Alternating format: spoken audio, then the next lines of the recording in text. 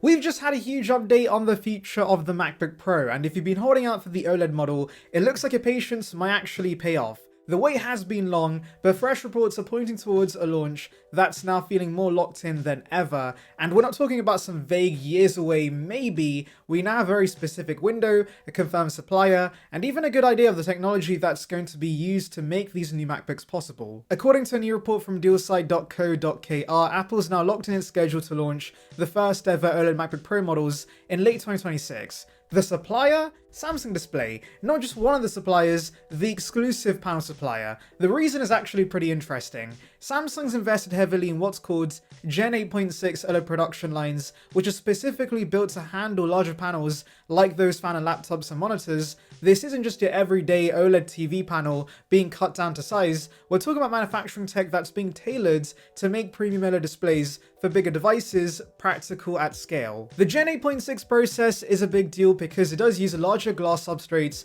and leverages oxide TFT technology, which brings some important benefits: improved power efficiency, reduced production costs, and higher yields for bigger displays. This combination means OLED laptops can move from being niche, ultra expensive products to something mainstream, reliable, and capable of hitting Apple's high quality standards. If you've ever wondered why OLED iPads and iPhones exist, but OLED Macs have been stuck in rumor land for so long, this is why. It's about the manufacturing tech finally catching up. Interestingly, this report lines up with early rumors. Analyst firm Omdia also projected a 2026 window for OLED Macs, although their forecast didn't specifically mention the Pro models. Now it's clear though the MacBook Pro is getting OLED first, with the MacBook Air following later on, and this makes sense from Apple's perspective as well. Start with the premium Pro tier machine, where customers are willing to pay more for cutting edge tech, then trickle it down. So what does this mean for you guys as a buyer? It means the next MacBook Pro could get one of the biggest leaps in display quality we've ever seen on a Mac. If you remember the jump from standard LCD to mini LED on the 2021 MacBook Pro, imagine that,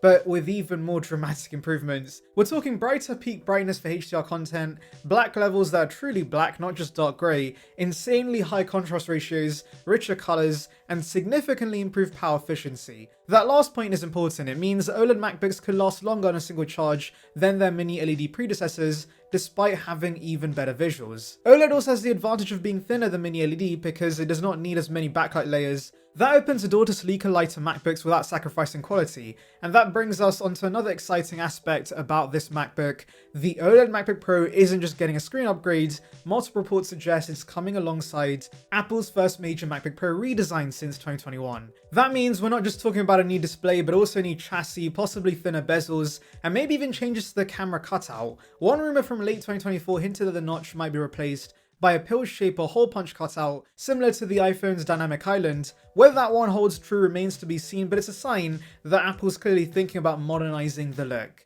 And just want to pause a second to remind you guys to hit that subscribe button. We're trying to hit 20,000 subscribers right now, so every sub would be appreciated, and we'll bring you the latest about Apple right to your feeds, so thank you in advance. Now you might be wondering, what about the MacBook Pro refresh before then? Are we getting a 2025 refresh with the new M5 chips?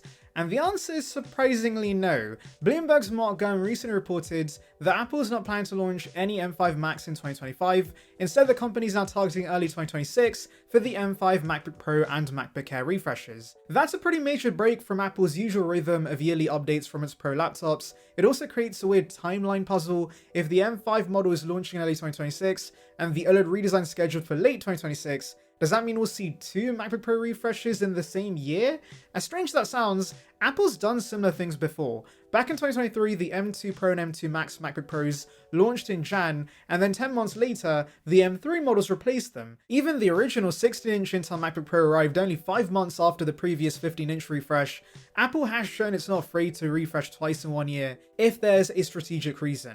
But in this case, we don't exactly know why M5 is being delayed. Anyway, here's how I see things playing out. The early 2025 M5 MacBook Pros will be a straightforward spec refresh, faster CPU and GPU, maybe improved memory bandwidth, and some efficiency gains, but no radical changes. And then the real showstopper will be the late 2026 OLED MacBook Pro, likely running an M6 chipset with a new design and display. If you're someone who upgrades only every few years, that's the one you'll want to wait for. Why? Because raw performance alone isn't the bottleneck for most users anymore. Apple Silicon has been blisteringly fast since the M1, and unless you're doing heavy duty stuff, like large-scale 3D rendering, scientific simulations, or video post-production at 8K resolution, the M3 and M4 models are already pretty overkill. A better display, better battery life, and a lighter chassis are upgrades you actually notice every single day, and those are coming with OLED. We've already seen what OLED can do for the iPad Pro. Apple's tandem stack OLED panels on the 2024 models brought higher peak brightness, more vibrant colors, and better energy efficiency,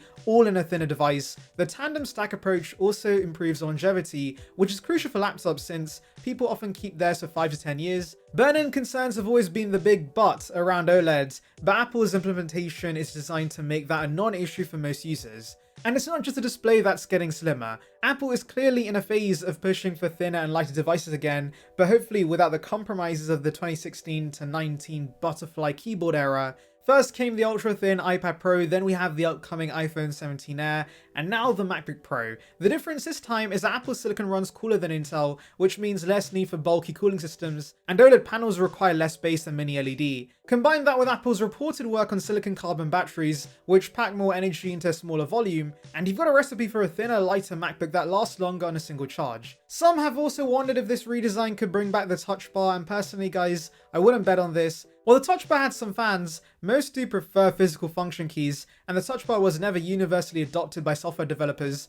Apple's been moving away from it since 2021. The only way I see the touch bar coming back is if they go all in on dual screen affordable MacBooks that could bring back a software version of the touch bar, as well as touchscreen support for the main display on the device. But those foldables aren't ready yet, so for the time being, don't expect a touch bar comeback. One more curveball in this whole story is the M3 Ultra Rumour from earlier this year. Leaks suggested Apple's testing a 14-inch and 16-inch MacBook Pro with an M3 Ultra chipset, something with a 32-core CPU, 80 GPU cores, and up to 5 or 12 gigs of unified memory. That's desktop-class performance in a portable form factor. The reason it never shipped likely comes down to thermals and battery life. Cramming that much power into a laptop chassis without overheating or draining the battery in an hour is a massive challenge. Still, the fact that Apple tested this shows they're exploring the idea, and with the redesigned OLED models potentially offering better airflow and efficiency, we may see the Ultra tier in the MacBook lineup one day. Also remember that the Ultra chips themselves are going to get more efficient and will draw less power as Apple uses more efficient processors.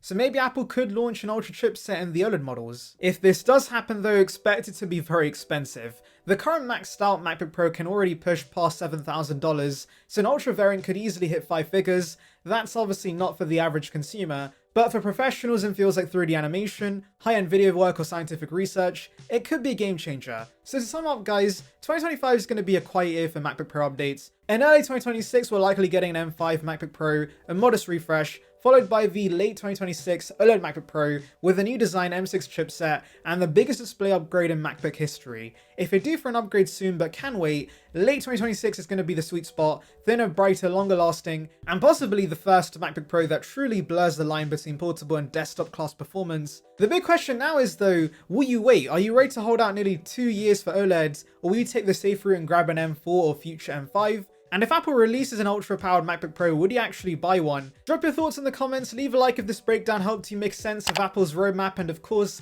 subscribe so you don't miss the next big update. Thanks for watching, and I'll see you in the next one.